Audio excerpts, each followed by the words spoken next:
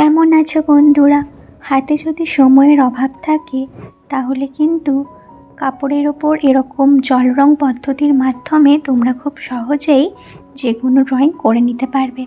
আমি এখানে মূলত বেছে নিয়েছিলাম গোলাপ ফুল। গোলাপের প্রজাতি বলতে 150 থেকে 350টি রয়েছে। তার মধ্যে আমি ঠিক জানি না আমি কী এঁকেছি। নিজের পছন্দের মতন দুটো কালার কম্বিনেশন করে আমি মেনলি এই পেইন্টিংটি করে নিয়েছিলাম।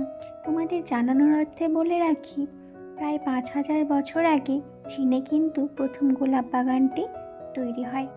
যাই হোক, এখানে তোমরা দেখতেই পাচ্ছ আমরা যেইভাবে জল রং আঁকি, প্রথমে জল স্প্রেড করে তারপরে কালারগুলোকে নিজের ইচ্ছে মতন ছড়িয়ে যেতে দিই, সেভাবেই কিন্তু এখানে এঁকে নিয়েছিলাম।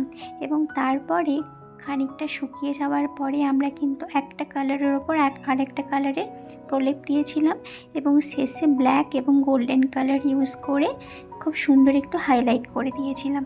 তোমাদের কেমন লাগলো অবশ্যই জানিও।